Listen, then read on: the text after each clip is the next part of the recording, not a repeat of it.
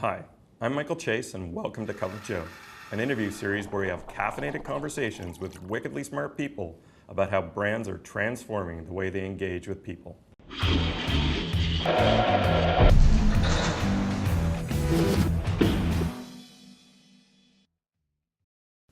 Today we're speaking with one of the most research-savvy people I know. Steve Levy is the Chief Operating Officer of Ipsos Canada, part of one of the largest research companies in the world.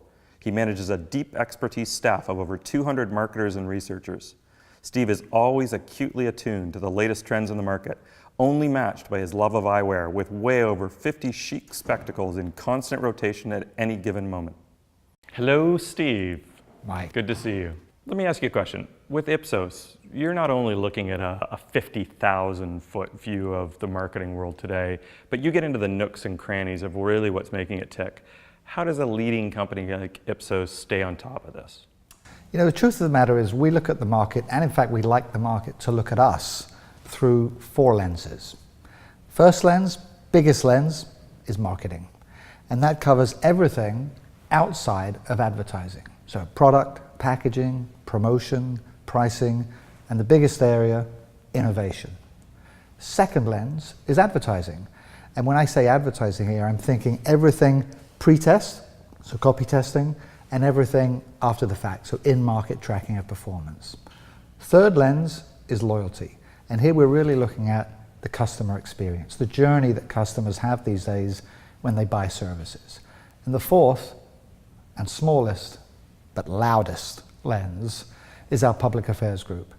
And it's really their role to look at policy, to look at corporate reputation, and to make a lot of noise for us. And that's why we're in the press 365 days of the year. So a lot of earned media there. So let me ask you then, what trends do you see that come out of that matter to people from those 4 lenses? The first, for sure, would be the changing face of Canada. Truth of the matter is that Canada is shrinking. We're not growing, we're shrinking. The only form of growth in this country is via immigration. And immigration is different from the way that it used to be. Different from 2 perspectives. First is where people come from. So people aren't coming from Europe, as they were perhaps when you were a little younger. They're coming from Asia, from China, from India. And the second is the nature of immigration. Because today it's economic immigration, more than it ever was in the past. Ipsos has just finished an exhaustive global study of the influence of over 1,300 brands. Can you share some of the findings with us? I can. It's a very cool study. It started 5 years ago. We now run this study in 21 countries. We survey 36,000 people around the world. And as you said, we look at 1,300 brands. Influence itself isn't simple. It's actually comprised of 11 different things. Everything from helping people to shop better, to making their lives more interesting, a whole bunch of different things. And influence is driven by 5 things across the 100 brands that we look at in this country. Trust, engagement, being leading edge, good corporate citizenship, and presence. And it varies by brand, it varies by category, and indeed, it varies around the world. Some of the cool things that we've seen in this study really relate to how the different generations rank different brands and how we see different brands ranked around the world. And in fact, we're learning a ton of stuff about how great local brands outside of Canada could help marketers inside Canada. Steve, you often talk about the perils of perception. I find it absolutely fascinating. Can you tell us a little bit about that phenomena? I can. In fact, you know, I'm astonished by how wrong we get things. And in order to try and understand how wrong we get things, one of our teams in Europe put together a program where they looked at issues, in fact 12 issues, where they knew the answer. Okay, 12 issues where they knew the answer. So things like obesity rates, immigration rates, teenage pregnancy rates, the proportion of people who live in urban versus rural. So they look at these different issues where they know the answer to the question, and then we ask the public those questions in 21 different countries. And what we're doing is we're looking at the gap between perception and reality.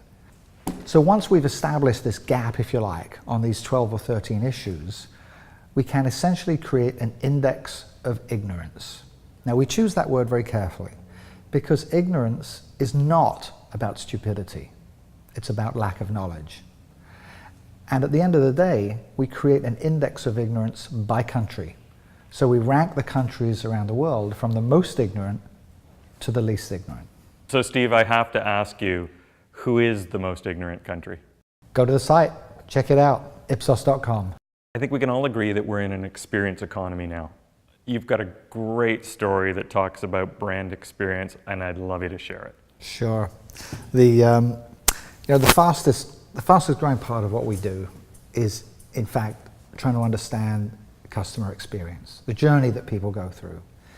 And some time back, there was a pitch that took place. It was with a rail company. I won't say who it was.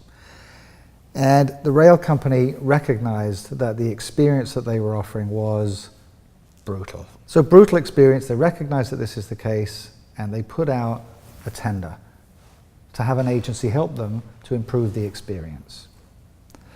The agency set up a meeting, and the rail executives show up at their office, which is dark, dingy, messy, smelly. There's a receptionist. She's rude, and she is not very cooperative. The meeting is to start at 11 a.m. 11:10 rolls around. 11:20 rolls around. The rail executives are getting agitated. 11:30 rolls around. Still no one from the agency there.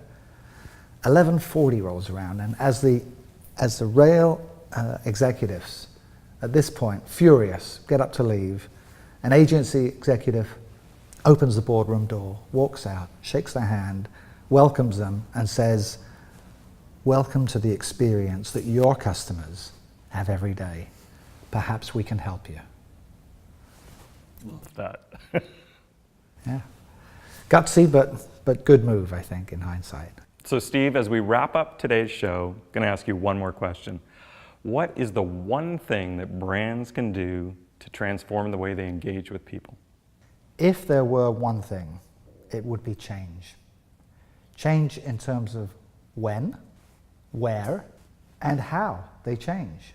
And when you think of it, there are numerous examples of this kind of circumstance, whether it's Tesla and the vision of renewable energy, whether it's Netflix and the issue of changing how we produce and how we distribute movies, or whether it's Shoppers Drug Mart and the incredible focus that they've put on cosmetics. So change is the key. Excellent, Steve. Great conversation. Thank you for taking this caffeinated journey with us. Thank you, and great to see you again.